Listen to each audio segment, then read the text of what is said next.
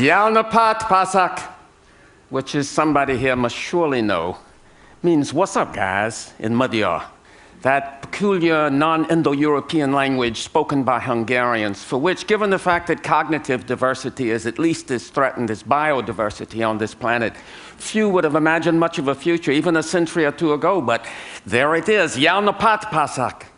I said, somebody here must surely know, because despite the fact that there aren't that many Hungarians to begin with, and the further fact that so far as I know there's not a drop of Hungarian blood in my veins, at every critical juncture of my life there has been a Hungarian friend or mentor there beside me. I even have dreams that take place in landscapes I recognize as the landscapes of Hungarian films, especially the early movies of Miklos Jancsó. So, how do I explain this mysterious affinity? Maybe it's because my native state of South Carolina, which is not much smaller than present-day Hungary, once imagined a future for itself as an independent country. And as a consequence of that presumption, my hometown was burned to the ground by an invading army, an experience that has befallen many a Hungarian town and village throughout its long and troubled history. Or maybe it's because when I was a teenager back in the 50s, my Uncle Henry, having denounced the Ku Klux Klan and been bombed for his trouble and had crosses burned in his yard, living under death threat, took his wife and children to Massachusetts for safety and went back to South Carolina to face down the Klan alone. That was a very Hungarian thing to do, as anyone will attest who remembers 1956. And of course, from time to time, Hungarians have invented their own equivalent of the Klan.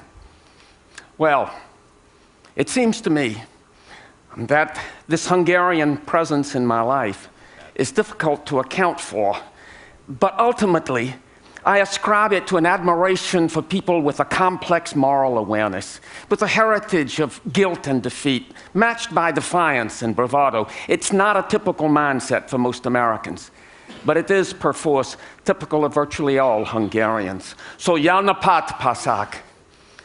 I went back to South Carolina after some 15 years amid the alien corn. At the tail end of the 1960s, with the reckless condescension of that era, thinking I would save my people.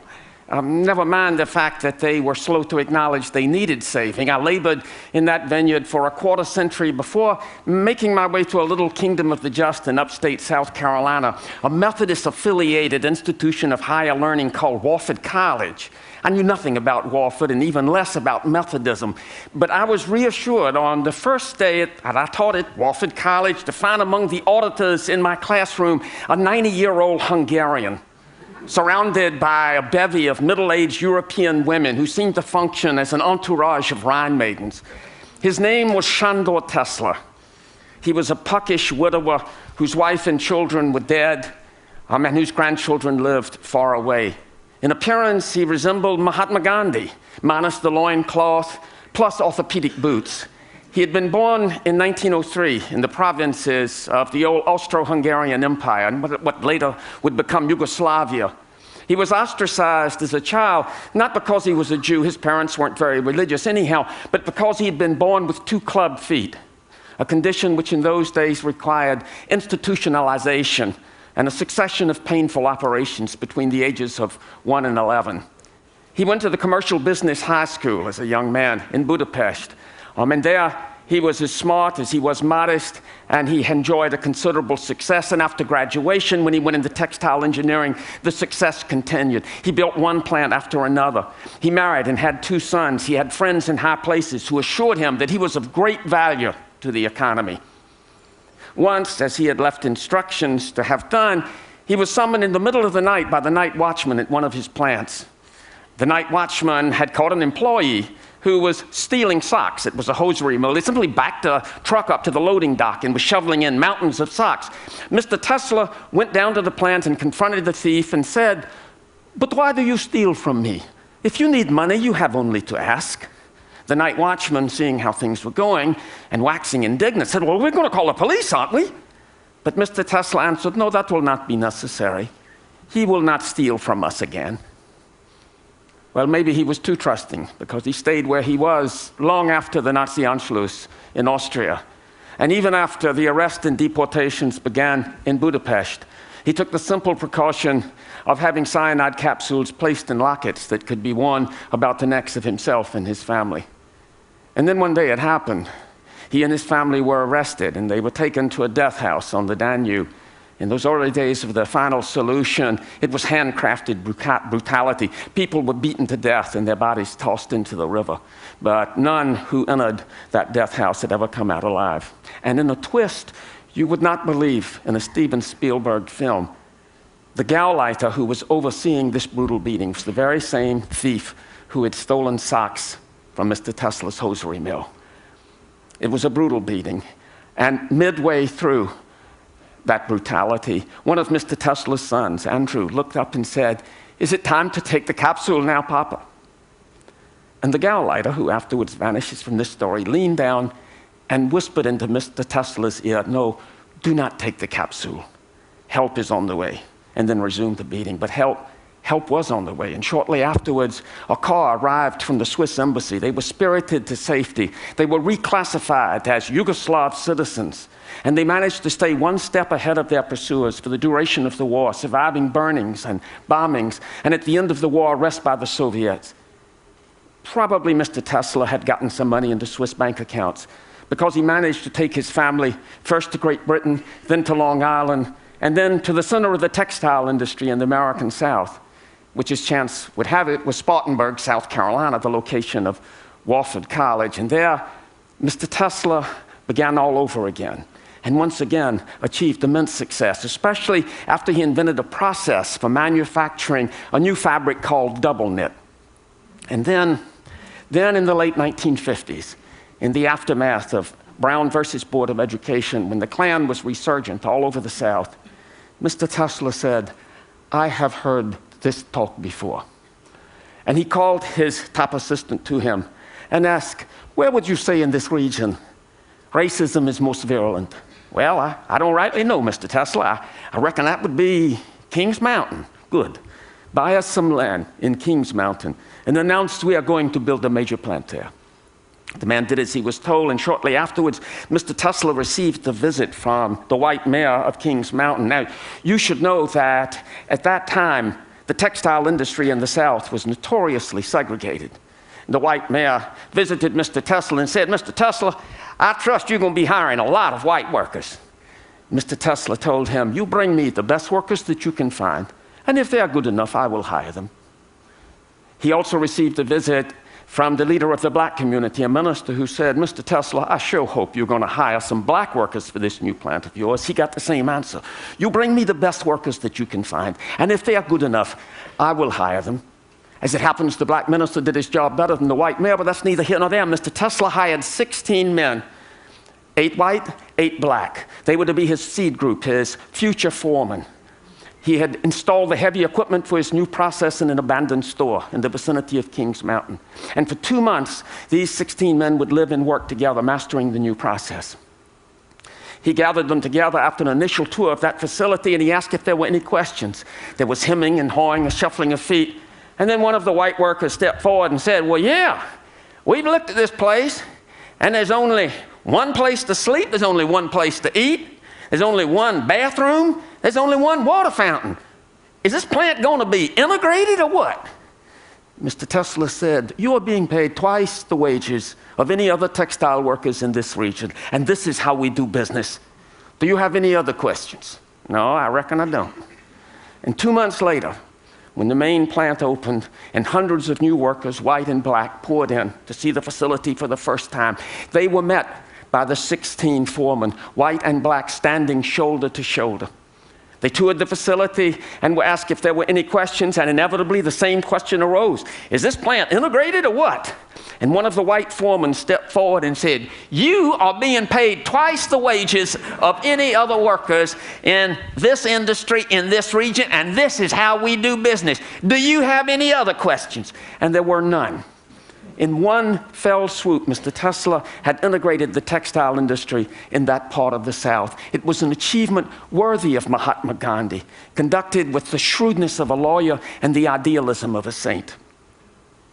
In his 80s, Mr. Teszler, having retired from the textile industry, adopted Wofford College, auditing courses every semester, and because he had a tendency to kiss anything that moved, becoming affectionately known as Opie, which is Madhya for grandfather, by all and sundry. Before I got there, the library of the college had been named for Mr. Teszler. After I arrived in 1993, the faculty decided to honor itself by naming Mr. Teszler a professor of the college, partly because at that point he had already taken all of the courses in the catalog, but mainly because he was so conspicuously wiser than any one of us. To me, it was immensely reassuring that the presiding spirit of this little Methodist college in upstate South Carolina was a Holocaust survivor from Central Europe. Wise he was indeed, but he also had a wonderful sense of humor.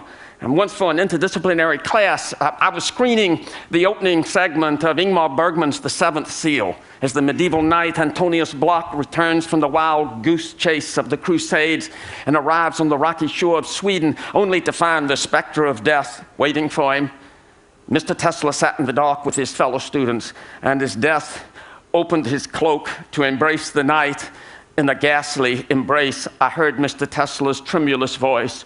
"Uh-oh," he said, "this doesn't look so good."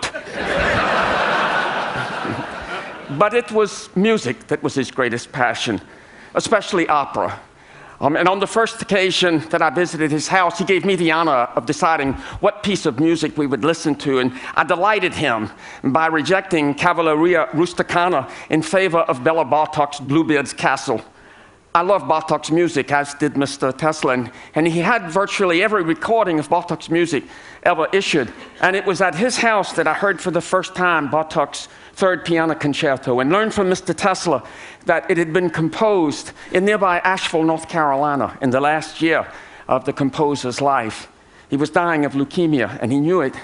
And he dedicated this concerto to his wife, Dita, who was herself a concert pianist. And into the slow second movement, marked Adagio Religioso, he incorporated the sounds of bird song that he heard outside his window and what he knew would be his last spring. He was imagining a future for her in which he would play no part. And clearly, this composition is his final statement to her. It was first performed after his death, and through her to the world. And just as clearly, it is saying, it's okay. It was all so beautiful. Whenever you hear this, I will be there. It was only after Mr. Teszler's death that I learned that the marker on the grave of Bela Bartok in Hartsdale, New York, was paid for by Sandor Teszler. Jelnopat Bela. Not long before Mr. Teszler's own death at the age of 97, he heard me hold forth on human iniquity. I delivered a lecture in which I described history as on the whole a tidal wave of human suffering and brutality. And Mr. Teszler came up to me afterwards with gentle reproach and said, "You know, doctor, human beings are fundamentally good." And I made a vow to myself then and there that if this man who had such cause to think otherwise had reached that conclusion, I would not presume to differ until he released me from my vow. And now he's dead, so I'm stuck with my vow. Jelnopat Sandor.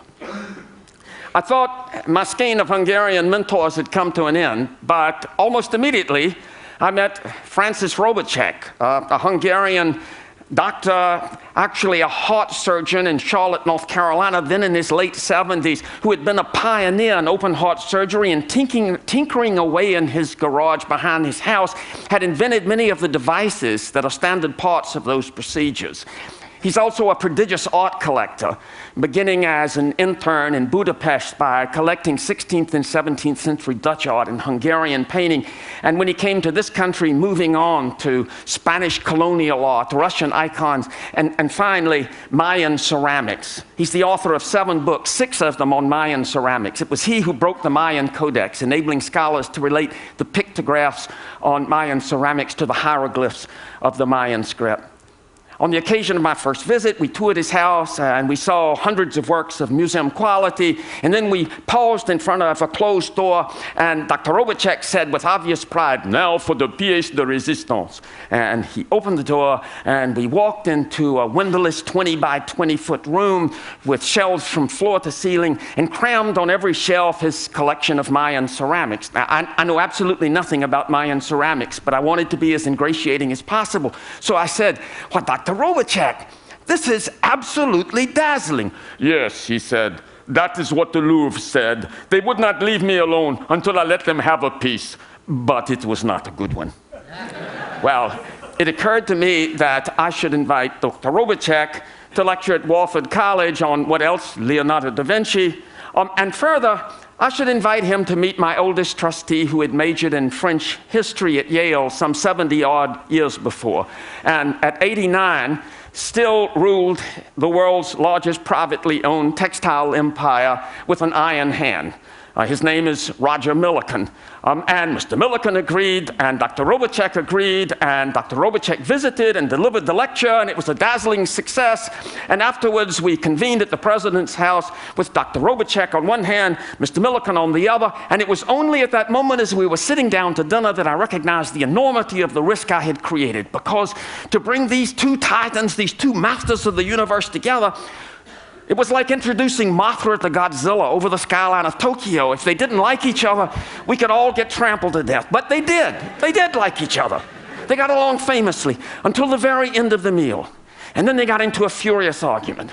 And what they were arguing about was this: whether the second Harry Potter movie was as good as the first. Mr. Millikan said it was not. Dr. Robotchek disagreed.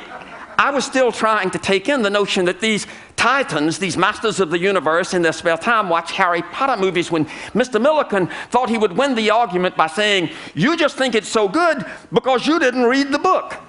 And Dr. Robotchek reeled back in his chair, but quickly gathered his wits, leaned forward and said, "Well, that is true. But I'll bet you went to the movie with a grandchild." "Well, yes, I did," conceded Mr. Millikan. "Aha!" said Dr. Robotchek. "I went to the movie all by myself." And I realized in this moment of revelation that what these two men were revealing was the secret of their extraordinary success, each in his own right. And it lay precisely in that insatiable curiosity, that irrepressible desire to know, no matter what the subject, no matter what the cost, even at a time when the keepers of the doomsday clock are willing to bet even money that the human race won't be around to imagine anything in the year 2100, a scant 93 years from now. "Live each day as if it is your last," said Mahatma Gandhi. "Learn as if you'll live forever." This is what I am passionate about. It is precisely this. It is this inextinguishable, undaunted appetite for learning and experience, no matter how risible, no matter how esoteric, no matter how seditious it might seem. This defines the imagined futures of our fellow Hungarians, Robotchek, Teszler, and Bartók, as it does my own, as it does, I suspect, that of everybody here. To which I need only add, Ejami Munkank, es nemes kevis. This is our task. We know it will be hard.